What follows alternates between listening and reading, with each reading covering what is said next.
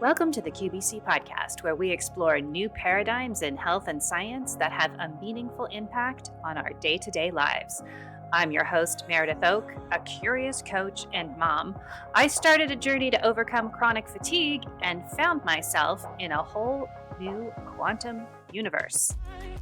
I believe new research shouldn't stay locked away in an ivory tower, and that wisdom can be found in many places and understood by all of us. To keep in touch with this podcast, the QBC free community, our episode guide, and all the show notes, please visit qbcpod.com, qbcpod.com. Let's get together to create the future we want to live in. If you have been paying any attention at all to the news coming out of the United States of America, many of our listeners are from there, although we have people from all over the world. So I don't necessarily assume that you're paying attention. However, if you're interested in health, wellness, consciousness, all of the things that we're interested in here, and you have probably been paying some attention to what's going on in terms of the health regulations and policies in this country. So the United States recently confirmed Robert F. Kennedy Jr. as the Health and Human Services Secretary.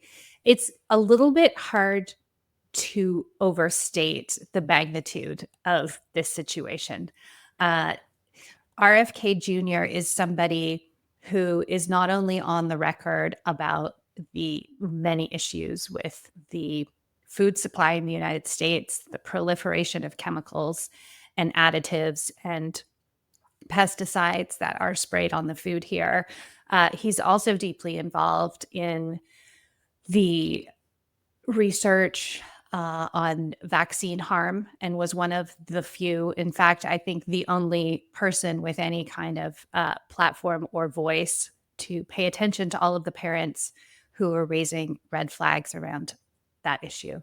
And he also is somebody who understands not just the food, not just the drugs, not just the injections.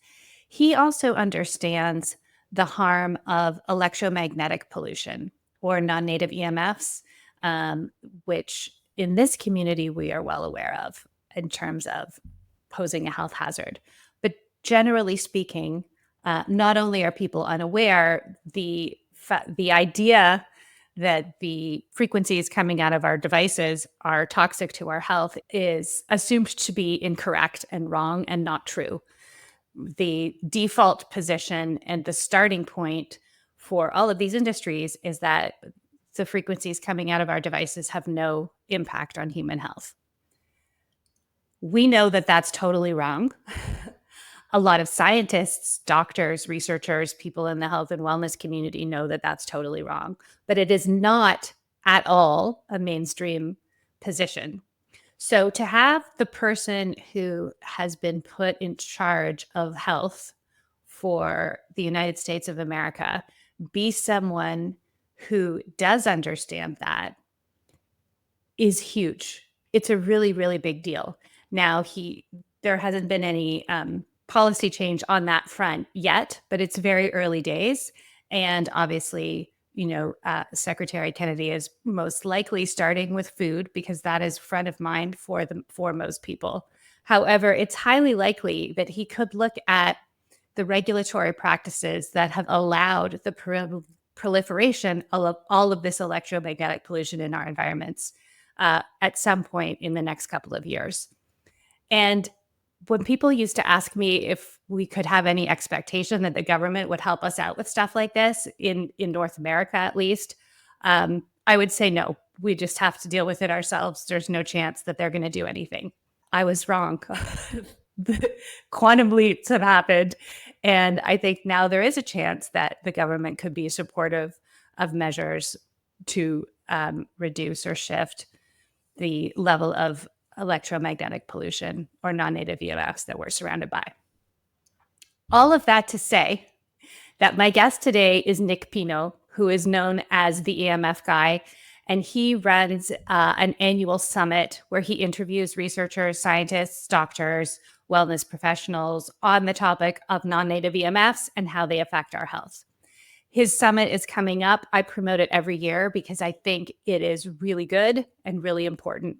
And this year, I think it's even more important than ever because based on everything I was just saying, I think we have a real moment coming up where the more people who are informed on this issue, even at a basic level, you don't have to understand the deep complexities of the science, but to understand the science at a basic level and be able to refer people to the researchers and the scientists who do have all of the details is going to become really important. I don't know exactly how it's going to happen, but you might find yourself at a meeting at for your child's school district or for your town, or you're somehow involved in a community event or local government situation, and you might be the person who has who has this information and brings out a voice of clarity and opens this issue up for people and gives them someone to talk to and refer to. So they're like, and that could be you. So I really think this is a really important time to like dive into all of this stuff. And it's more fun because we're diving into it from the perspective like, wow, there might actually be real change here. I mean, who knows? But it's possible. So again, all that to say, definitely register for the EMF Summit, which is coming up at the end of March, early April. Like most summits, it's free to attend. There's the option to purchase recordings. I will put the link in the show notes, and I will put the link also at qbcpod.com. So if you go to qbcpod.com, starting today, you'll see a link to register for this summit.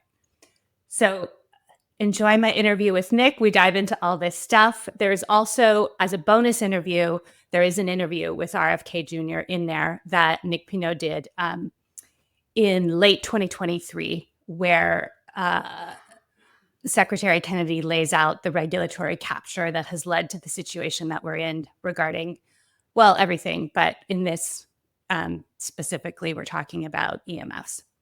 So enjoy my conversation with Nick. He is, as always, delightful and very clearly explains how things work, what we need to think about, and what he sees as potentially could be happening in the next little while on this incredible issue.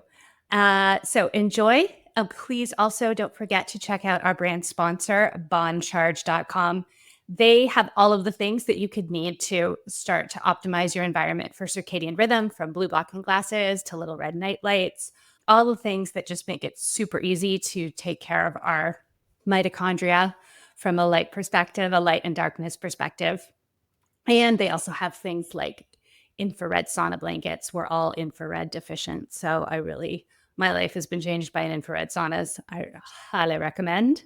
And I also want to recommend the LifeWave patches. They are one of the best sort of modalities to layer on top of a circadian and quantum optimized lifestyle, wherein if we are paying attention to all of the different habits that we know are important from a quantum circadian health perspective, adding on these patches has, in my experience, been helpful, depending on what it is that your body needs to do. So you can also find links to that and further information at qbcpod.com. Click on products we like. Links to everything I've just mentioned are there. Enjoy my interview with Mr. Nick Pineault, the EMF guy. All right, Nick Pineault, welcome back to the QVC podcast. Thanks for having me. It's my pleasure, and I'm really excited to talk to you because I've really been wanting to talk to someone about what's going on in the United States in terms of the health and human services situation. And I know that you have interviewed Robert F. Kennedy and are following that very closely. So I'm like, perfect. I can talk to Nick about it. And I think we're good people to talk about this because we're both Canadian. So we didn't vote. No, exactly. Right? We're just here to talk about what the current situation is. So how that happened and what your politics are, I think, are sort of beside the point. If our audience really, their fundamental priority is health and wellness and taking care of the human energy system in all the ways that matter. And I think Robert F. Kennedy being confirmed, I have a hard time even saying it because it seemed so impossible. That's Even true. just 6 months ago, being confirmed as the Secretary of Health and Human Services for the federal government in the United States. Could you just speak to the monumental moment that this represents, and also what you think could be possible with someone like RFK, or not even someone like RFK, because there's no one else like him. Like, there's really no one else in the world with that level of understanding and experience. So I'd love your thoughts. That's in fact one of the most exciting questions I've received in the last years in interviews, because things are very exciting.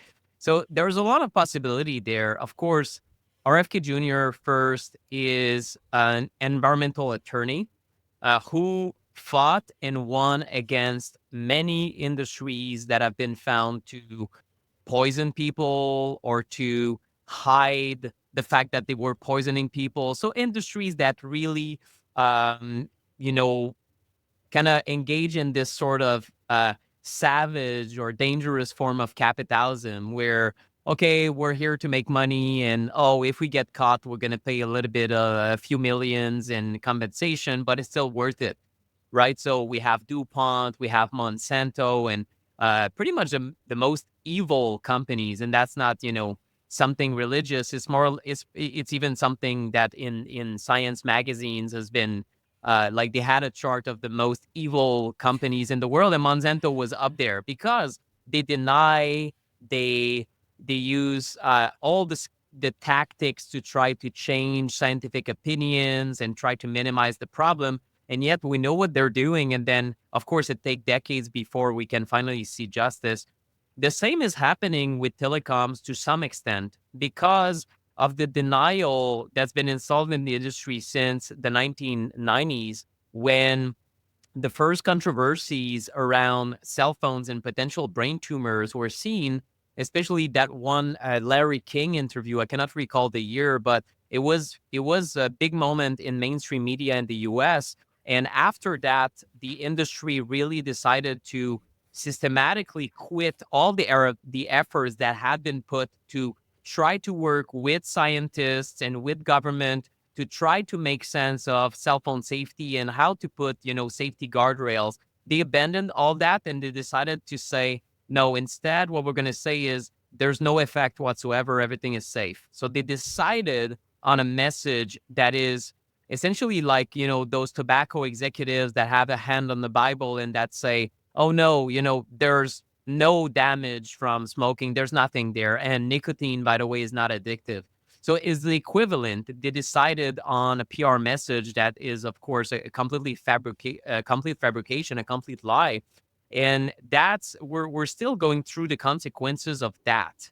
When we have an attorney like RFK Jr. that has fought and won against other corporate giants, and he has also fought and won against the FCC, the Federal Communication Commission in the US, that's supposed to regulate the industry of wireless and wireless safety.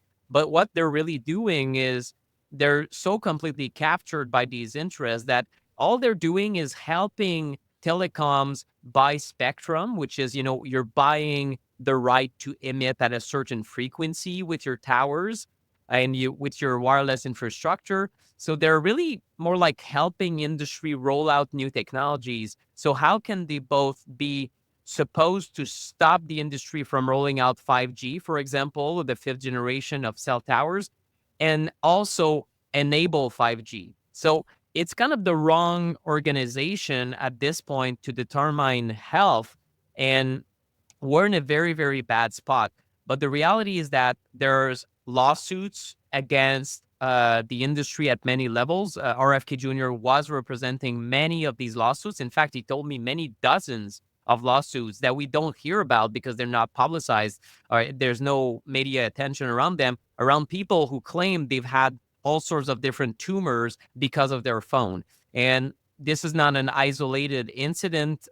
You have other countries where there has been decisions in favor of cell phone users that have had massive compensation In Italy, there are a few cases, for example, but it's tough because even judges, I think, and most people representing the law are in disbelief that this could be true.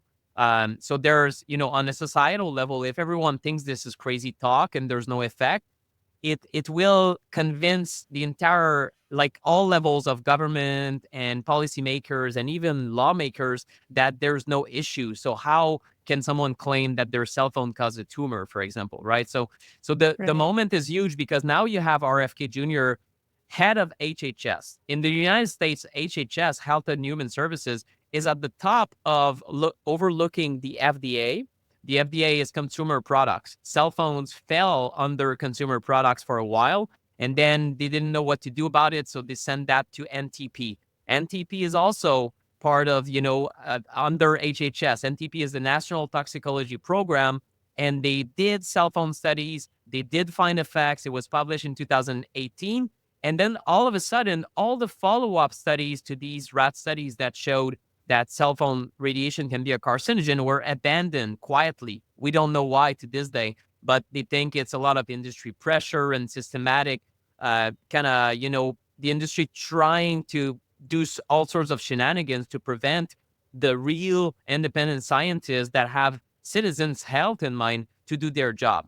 And then there's also the FCC that is under HHS. So now will we see a change in who is chosen at the FCC as the head of FCC? That would be a nice first step, and something that RFK Jr. told me in the interview that's going to be part of the bonuses for the 2025 EMF Hazard Summit is that he would literally look at the top half of all FCC employee and let them go. So there's a bit cleanup that needs to happen because in his mind, if the FCC in the end we decide, okay, let's make sure the FCC does its job when it comes to health, we have to let go of a culture of no effect and a culture of this is, tinfoil hatter stuff. This is not serious, and we don't want to study it, and it's not our job. And it's perfectly fine to have the heads of the FCC always be ex-telecom executives or ex-CTIA executive, which is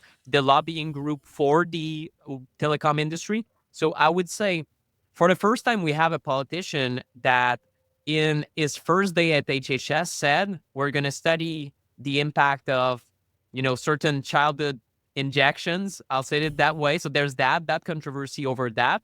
There's a controversy over pesticides. There's a controversy over fluoride in water and all sorts of things that could be behind the chronic disease epidemic. But he also mentioned, the second item he mentioned is electromagnetic radiation. So on a public awareness standpoint, it could be massive. And I was talking with someone else, another interview I did right before this recording. And, the person said, I don't know if RFK Jr. is going to change everything. And the reality is maybe it won't, but the possibility is there. It doesn't mean we should change course, stop spreading awareness. Maybe the change is going to not come in 4 years. Maybe it's going to take still 24 years. I have no idea to tell you the truth, but the possibility is there. And at least we have a politician for the first time that has litigated for EMFs, knows that it's unsafe, and knows that the safety limits need to change. Will it change? We'll see. But in the meantime, I'm just still waking up every day. I'm doing my work. For the moment, I cannot retire.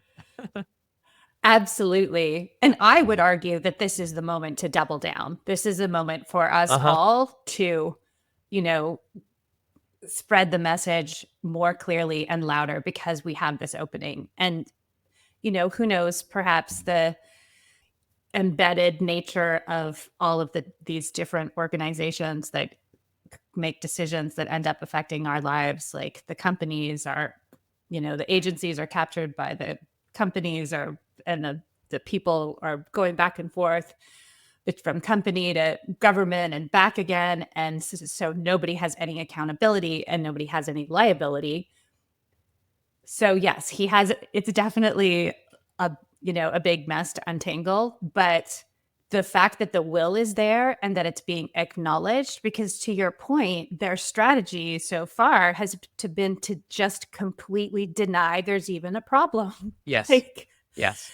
and and I think that's why some people feel so strongly that RFK is crazy, right? And I watched the commentary on him very closely during the confirmation hearing, and I could not find one person who hated him who had any understanding of the issues that he represented. Like, and so it's like he's so far down the rabbit hole, as you were saying. He sees all of these cases, so he sees all of the evidence, and he lives and breathes that every day and comes to conclusions, and then says those conclusions to a public that's been told that there's no problem.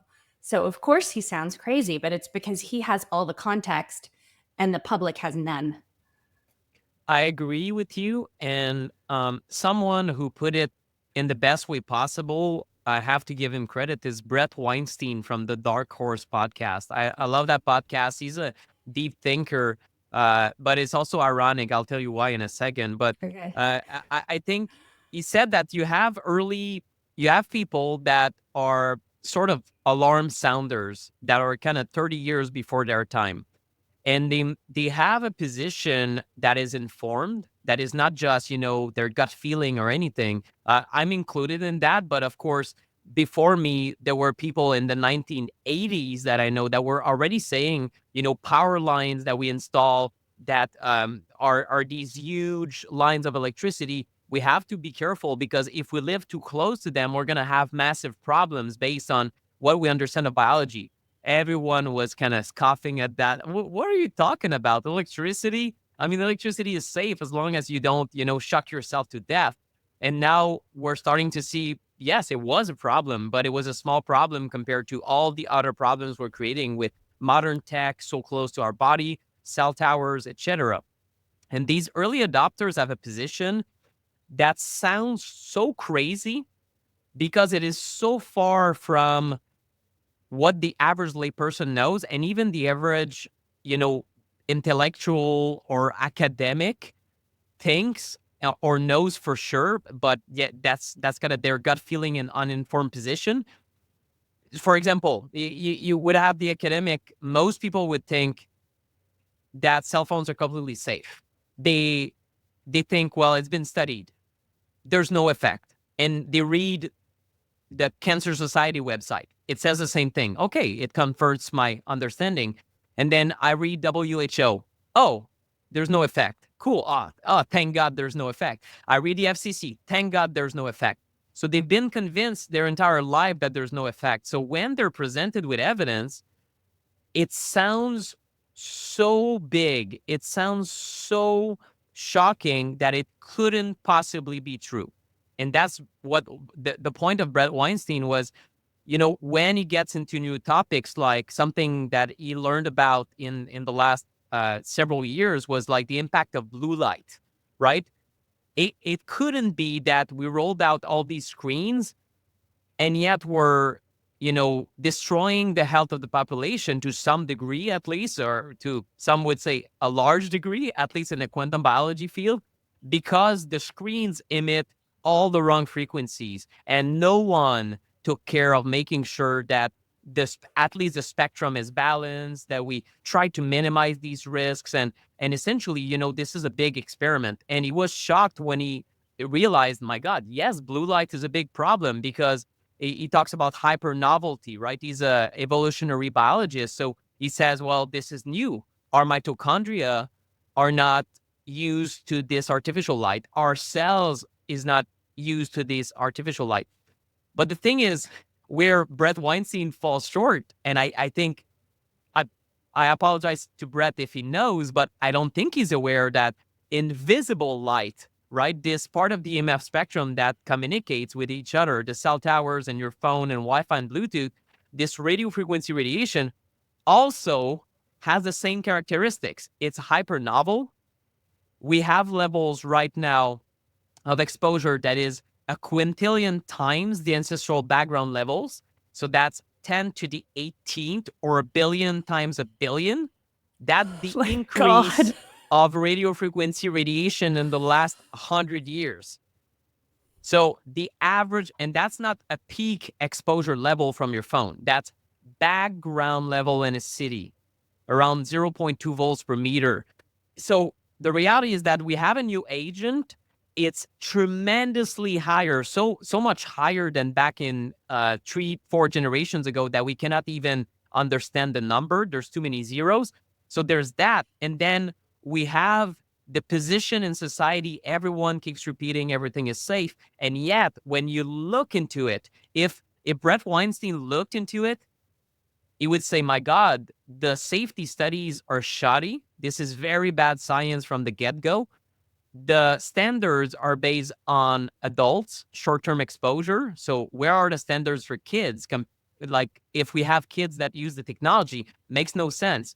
So it makes so little sense when you start looking into it that just like me, just like I did in 2016 when I dove into it, it makes no sense. It's almost impossible to fathom that it could be that bad. And yet it is.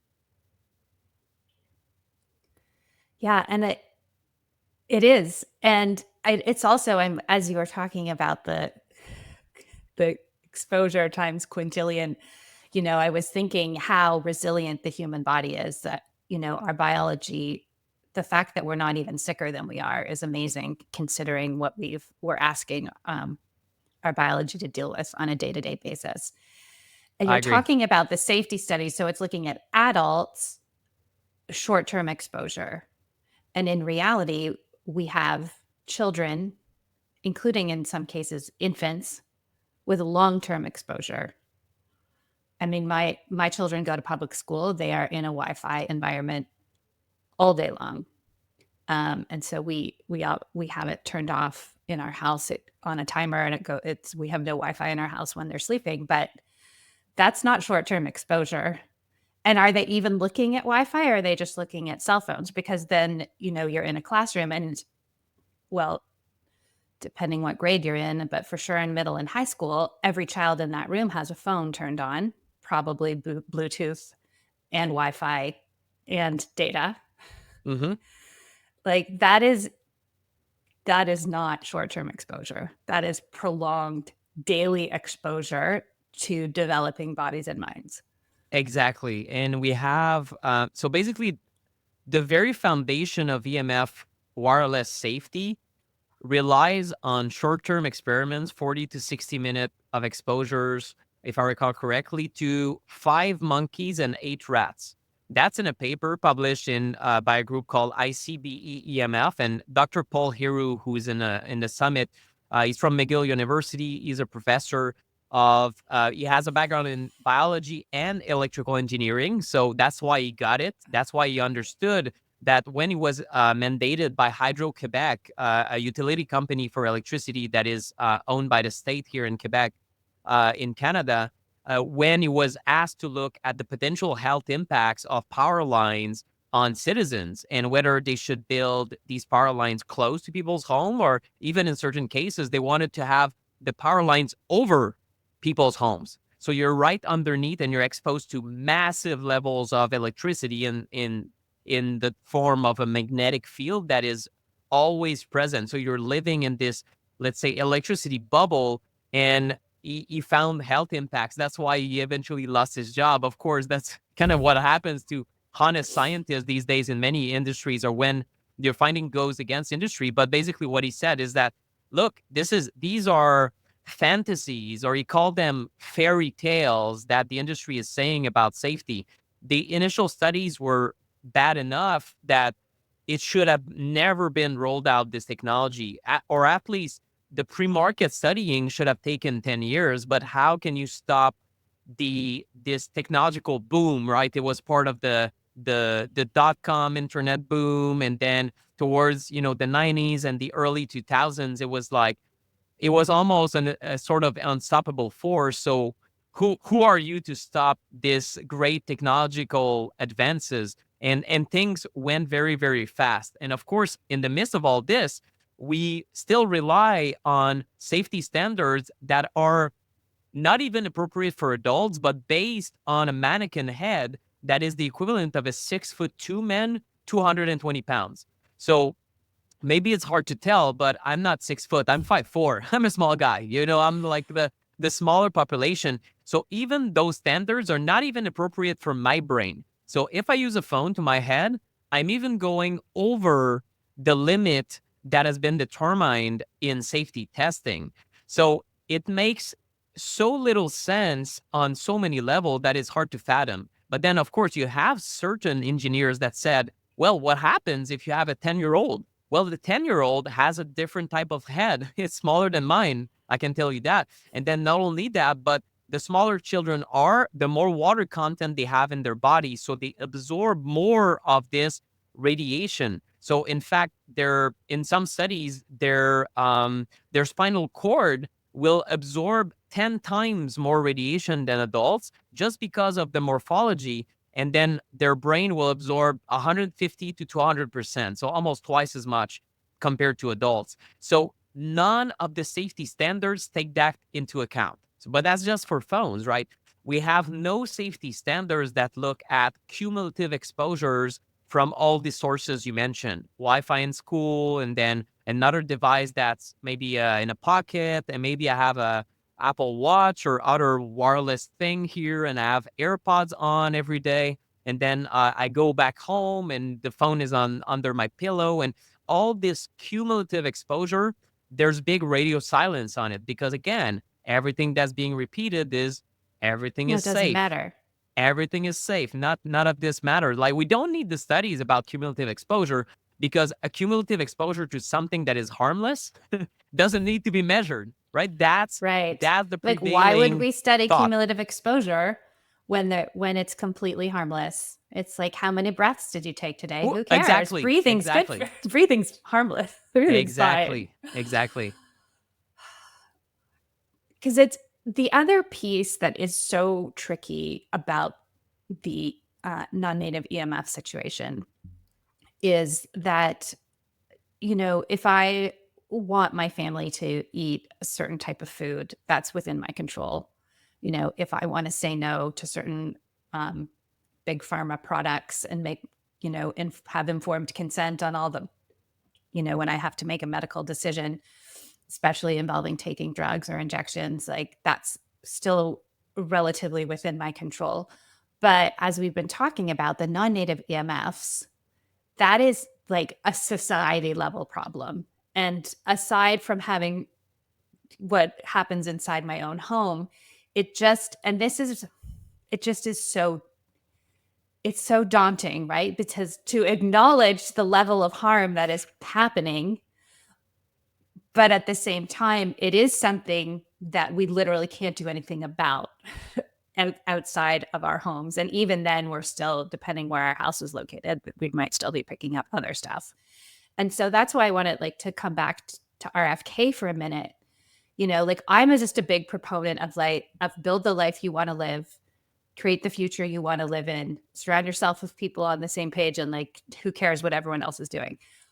But this has, on a spiritual level, challenging that approach, because we cannot change this without acknowledging the larger society system that we live in. So to have someone in charge who sees that, I hope is going to be able to have a cascading effect on some of this, because it seems to me that as long as the people in charge have a vested interest in lying to us about the effects of technology on our bodies, like, we're kind of screwed. Yeah, we are in a sense. So let's think about this entire problem in two different categories. Okay. One of them, and let's use the example of massive use of pesticides. There's a worldwide problem with pesticide use. We are destroying species, ecosystems, plants, humans, everything. We're, dumping, I don't know how many billions of tons of pesticides everywhere every year. So there's a global problem we need to think about. And even if you decide to read Consumer Reports or whatever blog, and you discover, oh my God, there's a ton of pesticides in my Cheerios, glyphosate. So therefore, I will stop eating Cheerios. You're doing great. You're doing great for consumer awareness in the sense that if Cheerios loses market shares, maybe they're going to clean their act and make sure that throughout their supply chain, everything will be pesticide free, or maybe, rely on other sources for their oats and wheat and whatever ingredients they have on there. And then, of course, you're going to have fewer pesticides in your body. So that's good. But there's a global problem of pesticides and there's individual problem of pesticides. The individual problem of pesticides is, okay, what do I feed my family? What do I feed myself? With EMFs is the same. You have the global problem. You have it's daunting on me. The moment I wake up, I have to I think I'm able to survive in this space because I'm an eternal optimist. I think things like I kind of still believe in fairy tales, and I wake up in the morning and I feel like EMF awareness is gonna explode, and it's so nice. In Me reality, we're too. we're I'm with really you. moving in the wrong direction, and we're installing all sorts of satellites around the earth, and now there's massive problems. The satellites are beaming down on us. What is it doing, Nick? I get emails, people very concerned. Should I go outside? Even someone told me, well, there's widespread pollution of the air. There's the satellites now that are blasting me, and there's this little park in my city. Should I go outside or stay inside? And I'm like, oh my God. This is first, we don't know, but we cannot stop going outside. That's the crazy part of it, right? We cannot stop having sunshine and earthing and all these things that on a quantum health level are kind of the foundations. You still need to get outside and get natural frequencies. And um, the irony is, I think that the more natural frequencies you have and your body reads, this information is going to help you cope with the chaos out there. That is the bad information in the environment. So I would say continue, by all means, continue to go outside and go by how you feel. Do you feel better outside? I do. I still do. Even in Montreal, even in a city. And I know if I go to a park, even if that park has been sprayed with pesticides, turns out I feel even better than in my home. So somehow, there's good things that are coming out of it. So global problem of EMF, daunting. We can talk about it in a political level, policy level, where to place the towers. We should know, we should roll out 5G. We shouldn't roll out 5G. What to do about your neighbors and how to change all of society. But if I tell a parent that's what you have to think about tonight at 7 p.m. after your kids go to bed, they're gonna freak out. They're gonna say, "Wow, my God, I cannot think about that." Like how things are gonna change, but it's gonna take a lot of time. Then you have your individual EMF exposure. That you do have, I'd say, a decent amount of control over, right? Because you decide, like you as an adult, not your kids. That's another part of the discussion. But you as an adult, you can control what you expose yourself to. If you want to use technology, there are safer ways to use it. You can use wires instead of wireless. You can create distance between the devices and your body. You can minimize your time of use.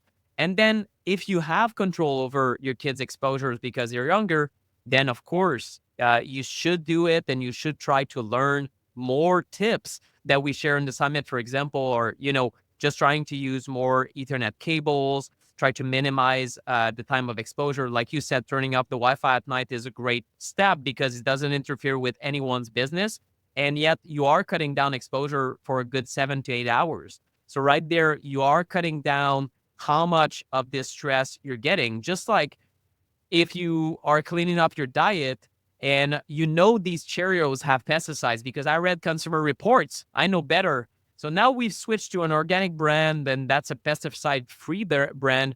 But then you come across an apple that your husband purchased at the grocery store. Oh no, it's not organic. There's 50 types of pesticide residue on there. What do? I'm hungry.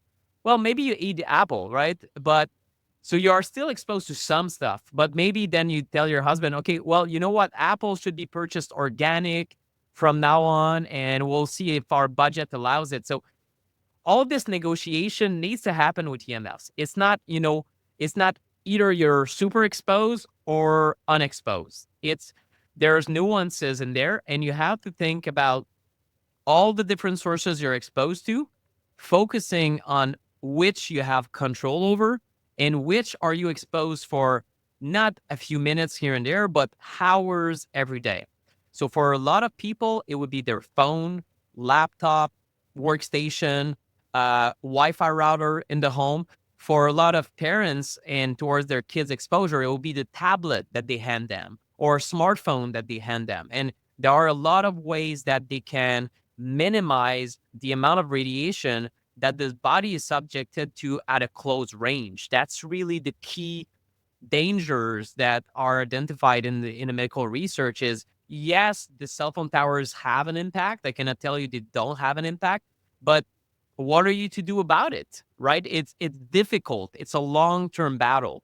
The short-term battle is, let's say you hand your kid a tablet, or let me give an example from, we took a trip last summer. It was to the Outer Banks. We left Montreal. It took way too many hours of driving. I cannot recall if it was like 14 or maybe 16 hours and stopping at like many different types of convenience stores to go to the bathroom and buy snacks. And it was like a never ending trip. Of course, I used a tablet, but what did I do? Prior to that trip, I connected the tablet. I use an Ethernet cable, but you could use Wi Fi. There's really no difference.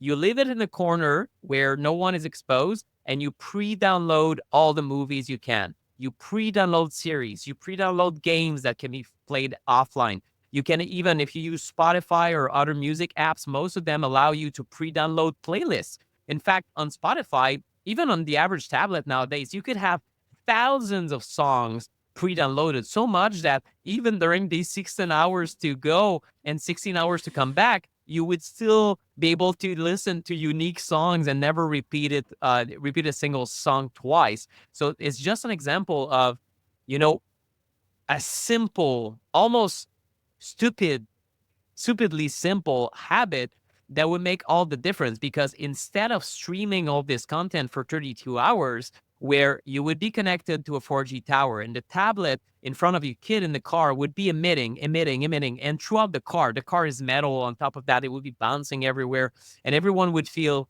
probably more fatigued, more stress, more oxidative um, oxidative stress, so lower antioxidants. Everyone would feel more stressed overall. This is really what it's doing to your biology. Instead of that, you have zero exposure from that tablet for 32 hours.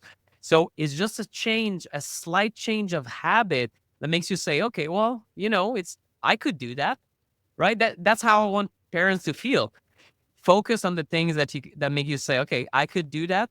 And I will not ask the average parent to please find a way to stop the satellites from going in the sky, right? Take a rocket ship and bring them down. I mean, Yeah. really, that's what people seem to be focused on, when in reality, they should focus on their immediate surroundings. And focusing on that does make a difference. It It's does. yeah, it's like getting sunshine. Even 5 minutes is better than no minutes. Every little bit Exactly. helps. So what I'm hearing you say is that any way that we can find to mitigate our exposure, especially by the things that are closest to our bodies, is going to be helpful, even though there are larger issues that we don't have control over. The things that we do have control over are going to make a difference. And so it's like that balance of having enough awareness of the true dangers to being willing to make even small changes without getting overwhelmed and feeling defeated and depressed. For sure. And just focusing on areas that really matter. So here's another example I get from concerned parents. I have a trip coming up, and I'm going to bring a tablet, and I have no idea how to turn off the Wi-Fi in a hotel room. We're going to be staying there one night. And my answer is, well, maybe you can overstress over these details, but I feel like maybe you should start looking into where is the Wi-Fi router in your Airbnb apartment that you're renting for 2 weeks, right? That would matter more than the one night in the hotel room. And if the Airbnb apartment, oh, I cannot even find that router, I have no access to it, forget about it.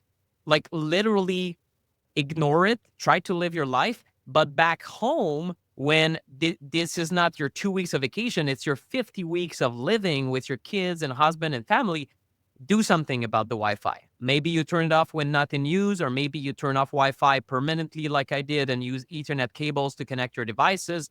Whatever you choose to do, this is where you can have the biggest impact. So again, it's the same framework as food toxins or even diet overall.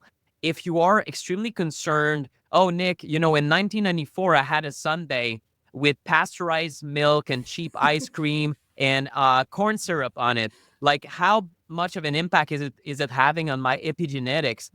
I don't know, but it's in the past and now you can do better. And if you want to have a Sunday once per year, I have a hard time believing that this will make or break your health, except, of course, if you're deadly allergic to certain ingredients or your body is in very poor health and you have no resilience. Of course, you know what you're able to handle.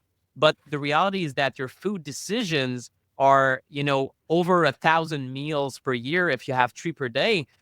Focus on the 999 and not the one, right? So we have, instead of being neurotic, we have to be practical about it. And I know it is overwhelming. It is overwhelming because of the shock that people feel when they discover EMFs.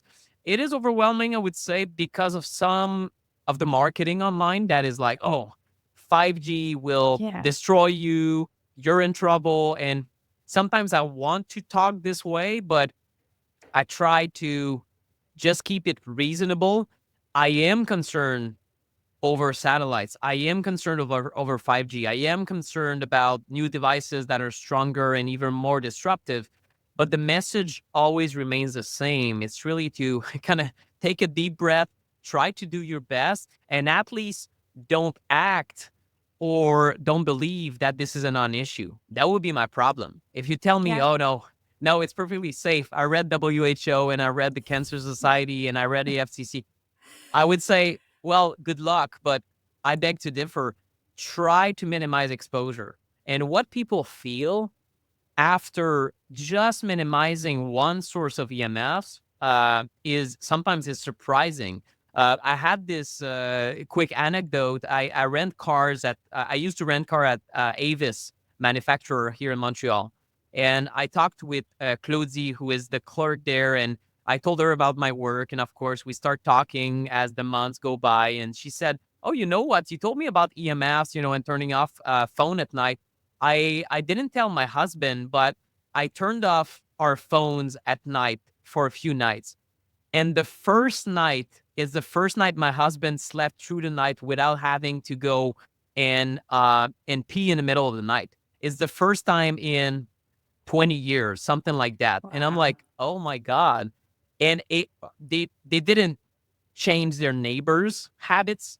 They live in a city, so they are exposed to all sorts of things. So imagine this is the impact from two phones in your bedroom.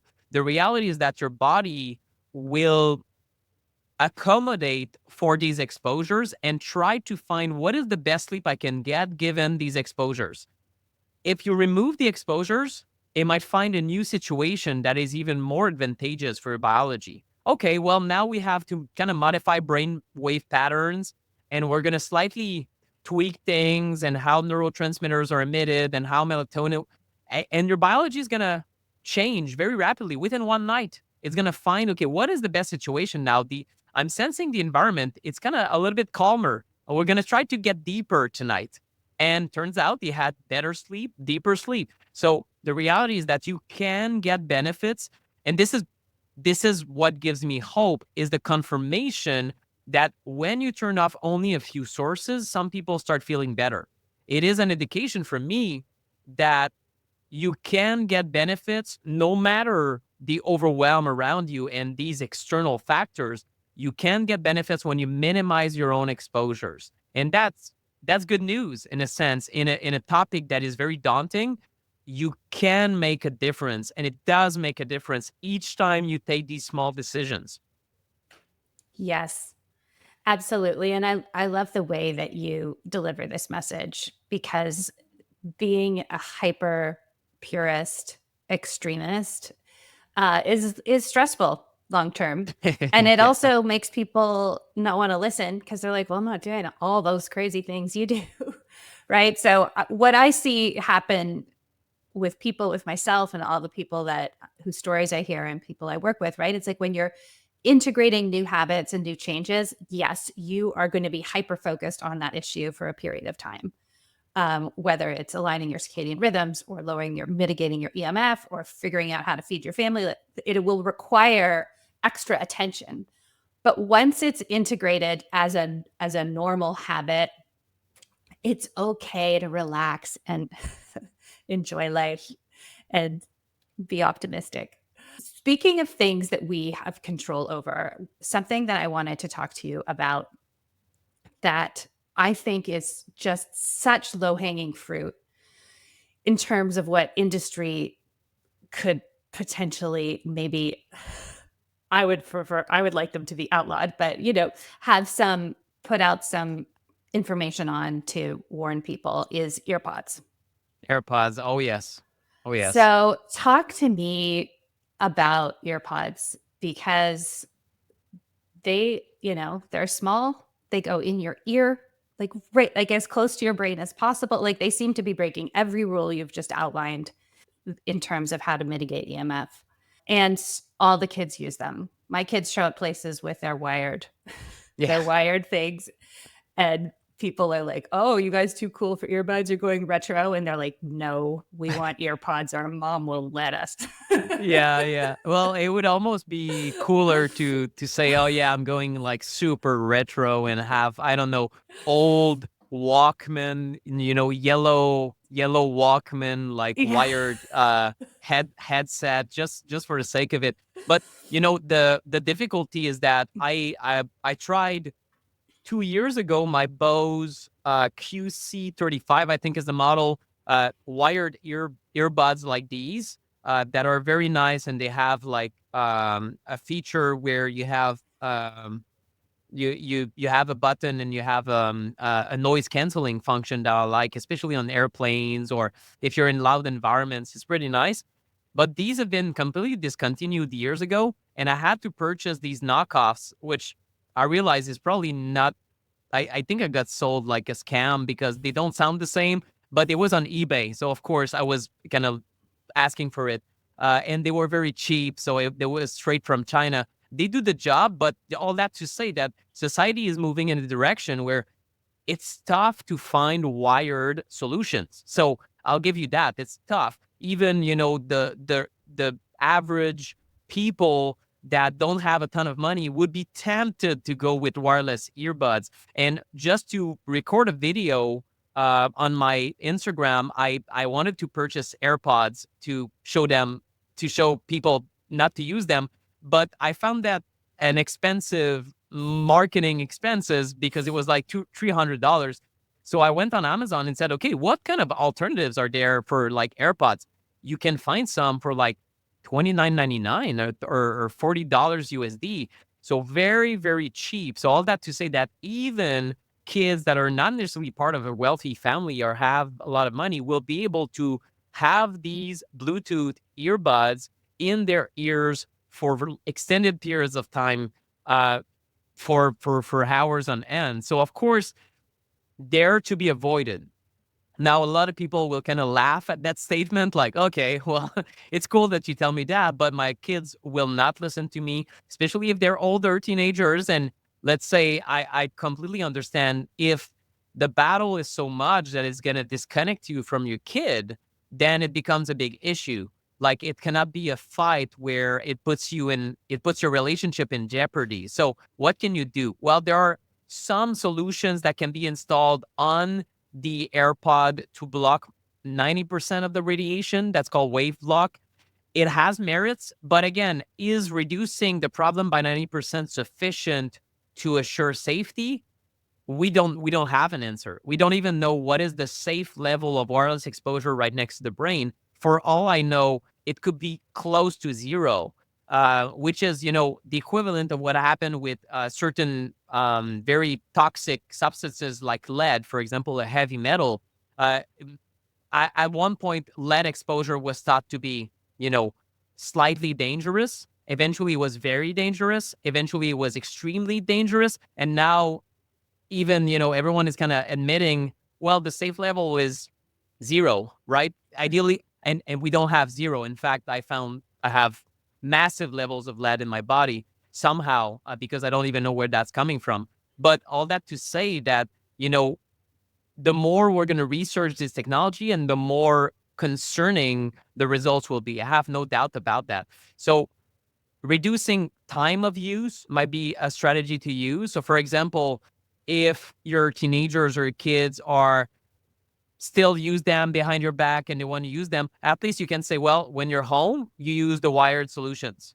That's something. So maybe when they're home, it might be 12 hours per day, they use the wires. Or when you're studying, you're in one place, you're at your office, you're at your computer, just have a different pair that is wired at the computer. Why would you use wireless if you're not, doing a workout or dancing or moving around, right? So it makes no sense to have wireless in these situations. So try to have, minimize time of use and try to help them minimize their use as much as possible. That's what I would say.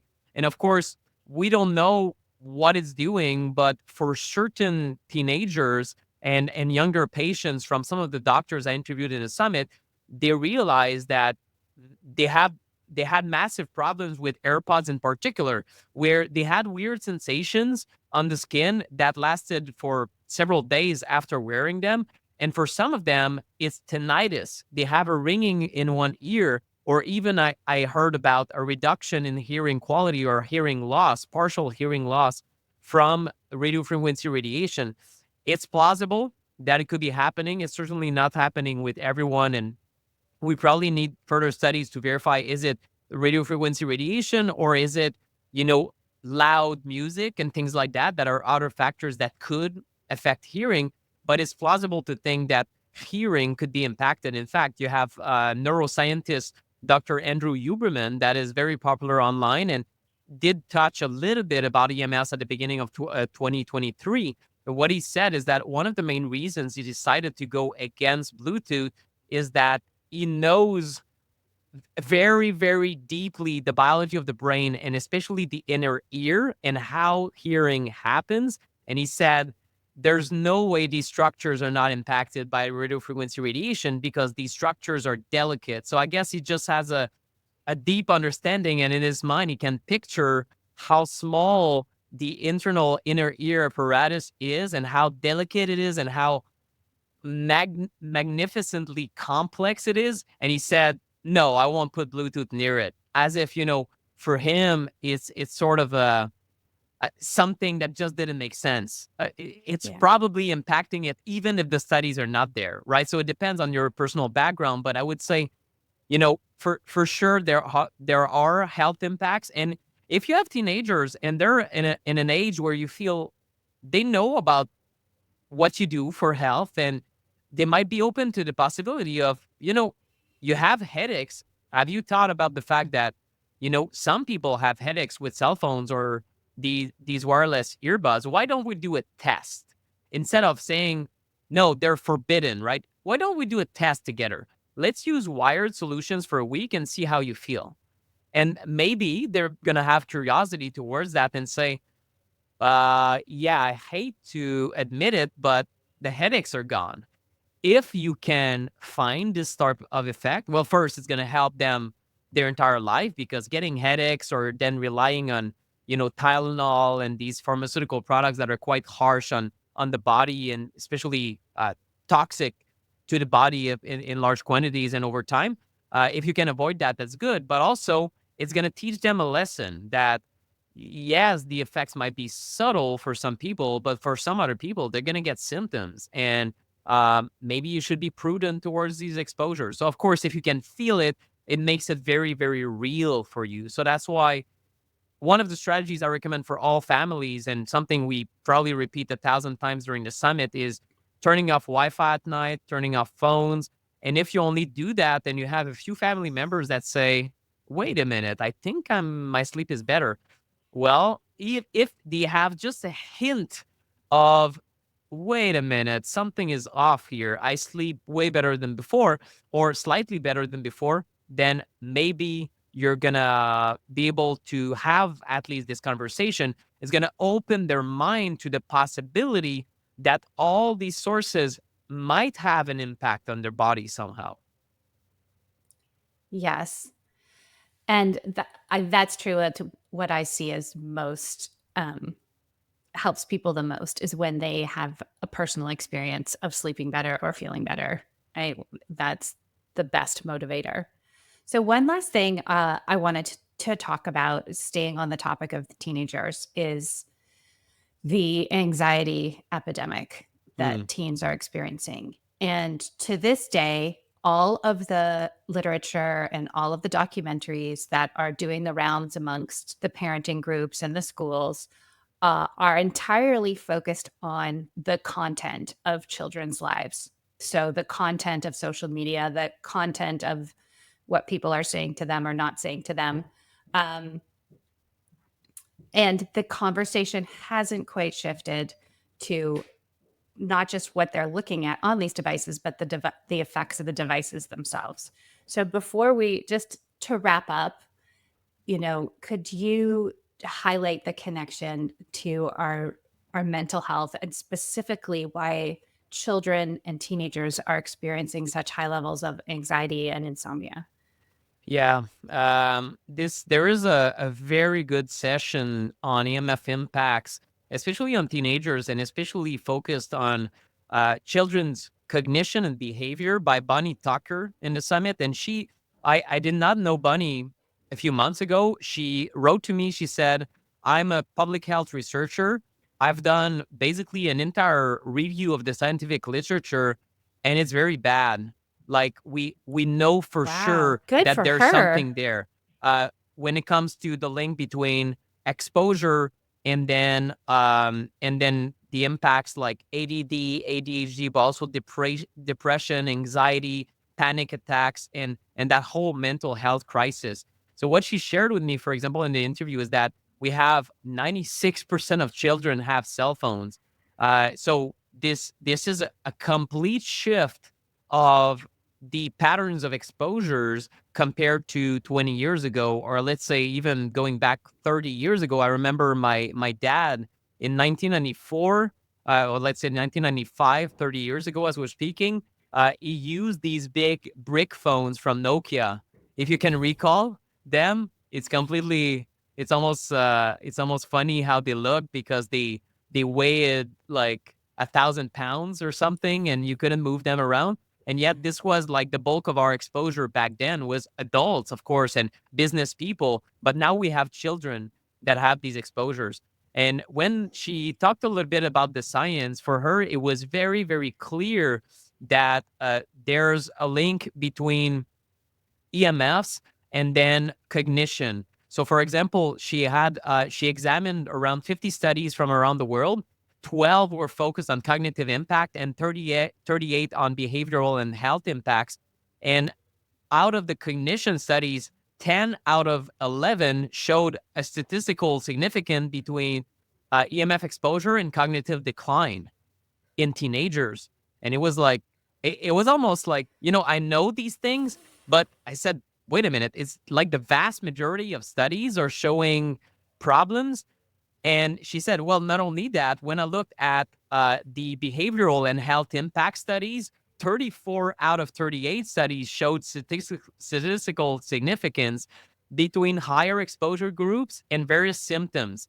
She talked about inattention issues, behavioral problems of all sorts, hyperactivities, headaches, sleep problems, and she said that the odds ratio, what she says here, I'm just reading from the transcript, not to butcher it. The odds ratio in these studies are particularly striking. She said, for example, with sleep problems, the odds range from 1.9 to 5.9. So, right, you have almost 6 times more likely that people are going to get problems with higher exposures compared to controls. So, for her, it was very, very shocking that, how come this is not communicated with the public? It's not like we have something to prove anymore. And it's a good, it's quite dense because we go through all the studies, but also it's important because it's Yes. not the topic of EMF. Again, it goes back to Brett Weinstein and why it's almost tough to get into EMFs and to review the literature, is that the evidence is so clear that there's a problem for children, for teenagers, for brain tumors, for fertility, for impacts on nature. I could give you, 12 to 15 different research silos where the level of evidence is so high that we're like, wait a minute, why isn't that in the news? Or why isn't there, massive urgent action being done? It should be a scandal on so many levels. And yet, for all the reasons we discussed, it's like pushed to the wayside, or, oh, well, we need more studies. Do we need more we do need more studies to elucidate some things, but we don't need most scientists would tell me we don't need more studies to show harm, right? Yeah. We know the harm is happening, and that's before 5G, even before Wi-Fi, and even at 2G and 3G and barely any Wi-Fi, we had already early indications. What we need to do is to start reducing global exposure at a societal level that I talked about, and also individual level. The individual level would already is communicated by certain governments that tell citizens to, well, if you can, okay, they can be very soft about it. If you can, try to minimize exposure by doing the following: have wired solutions. Try to turn off devices when not in use. Try not to carry a phone in the pocket. Things like that. So that could be communicated with citizens. In fact, some scientists tried to have at the point of sale in Berkeley, California, a warning that said, if you want to minimize your EMF exposure, not even the cell phone is dangerous or anything like that. It was very soft. It was very, laid back. If you want to minimize RF exposure, radio frequency exposure, do the following things. And the signs were up for, I think, over a year. And eventually the industry sued the or tried to go against this ordinance from the Berkeley Public Health, and they won. And they won, saying that you are kind of making our consumers fearful over, these exposures that are perfectly safe, and therefore you're kind of talking in a way that is detrimental to our bottom line. And they won. They won. Wow. It was ludicrous. It was ludicrous that they won, because these are precautionary measures. This is Yeah. preventative health. You're not saying your cell phone will kill you. You're not saying your cell phone will give you cancer. Maybe we should, but anyway, that's not what they're saying. They're saying, if you want to minimize your exposure, do the following things. And it was even that was Like, too no. threatening to the industry. So that's the Unbelievable. level of aggressivity we're going to see in the next decades, as we try to take this beast of an industry and then put them back, give them guardrails. Now you're going to move towers away from people's home. Now you're going to make your cell phones emit 10,000 times less within 10 years by doing the following engineering things that probably could be done, by the way. All of this could be made safer. Now, what's going to happen is that if you have no users connected to a cell tower in the middle of nowhere, the cell tower will completely turn off or emit a beacon signal that is so small that it's almost undetectable. Now, the Wi-Fi routers will emit the minimum amount possible of radiation rather than the maximum. All of these things can be done, but at the moment, they hold on for their dear life to this story, this fairy tale of no impact, no effect, everything is safe. And that way they don't have to redesign cell phones. They don't have to move Yeah. the towers away. They don't have to think about safety. They don't have to start competing on safety with other phone manufacturers or telecoms. So it's very convenient to keep things the same. It's so convenient. And in fact, each year that they are able to prevent us from changing safety guidelines, they make trillions of dollars. that they would have lost in lost opportunity or in being forced to do better research and development. So that's how costly it will be to these industries to rethink the wireless infrastructure, rethink the technology, the consumer products, the everything needs to be scrapped in some sense and redone. Imagine what this represents, or probably, I don't even know how many trillions of dollars it will cost to, and who's going to pay for it. And then not talking about maybe the trillions of dollars that are going to be given away in compensation if they admit their guilt. So there's many, many levels to this story, but if they start admitting that things are not safe, it's a whole another story and kind of worms for the industry. And so far, this is why this is why I think that the culture of no effect is so important to them. It's a matter of liability and of keeping themselves in the dark is so convenient. On a human standpoint, many people in the industry don't want to think about it. They don't want to hear about it. And they wouldn't feel good working for the industry if they admitted to themselves that this is harmful. Yeah, there's a lot to change. But it sounds like, the science is there, the evidence is there. It's, I think, now just up to the people. We need a paradigm shift. It's like, and 100%. I think it can happen. And I truly feel on an energetic level that we're on the cusp of things shifting and becoming very, very different. And I really appreciate all the work you've done over the last 8 years, Nick, to make this information available, accessible, digestible, actionable. It's a behemoth, and bless you for taking it on. And I encourage everyone to attend the EMF Hazard Summits this year. The EMF Hazard Summits 2025. The link is in the show notes. I'll be emailing out links to sign up. It's just such an important topic. And I feel like the more of us that are somewhat informed, we just need to reach a critical mass, and, change will be forthcoming, especially since we now have a sympathetic figure in a decision-making role, which is just incredible. As you said, the world is filled with infinite possibilities. I agree 100%. And I'm going to say this in closing. I was very, very emotional when I heard RFK Jr. talk about electromagnetic radiation. But I rarely get emotional about my work in that way. There are certain things that touch me, like people that are getting very sick from the technology, of course, and some of them write to me. And sometimes I just tear up. It's just part of it. I'm a human being, and it's tough to see people that are struggling. But also, one moment was especially important for me 2 years ago. Elaine O'Connor from the Radiation Trust, if I recall correctly, she is someone who has been an activist for, I think it's probably closer to 30 years. So way longer than me, in the very early days of cell phone safety and these things in the UK.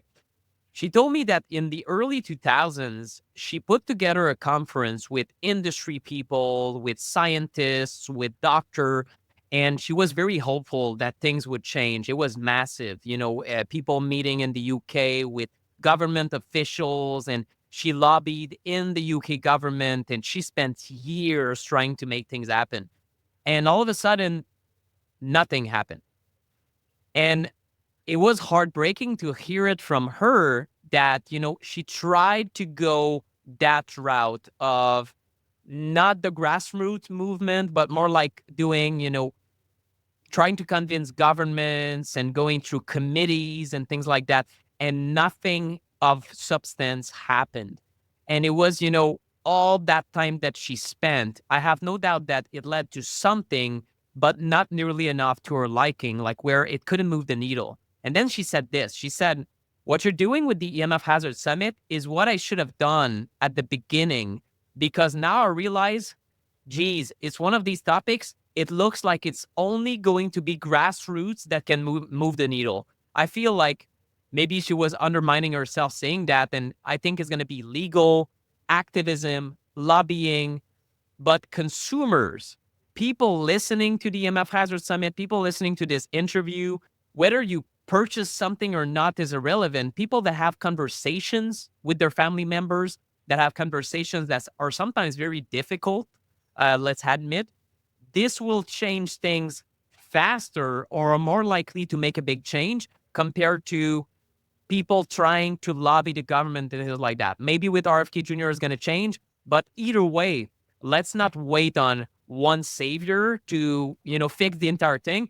We need to continue the conversation. And like you said, double down on how motivated we feel to raise awareness, to protect ourselves, and then to talk about it and to make it a normal topic of conversation, I think is also important.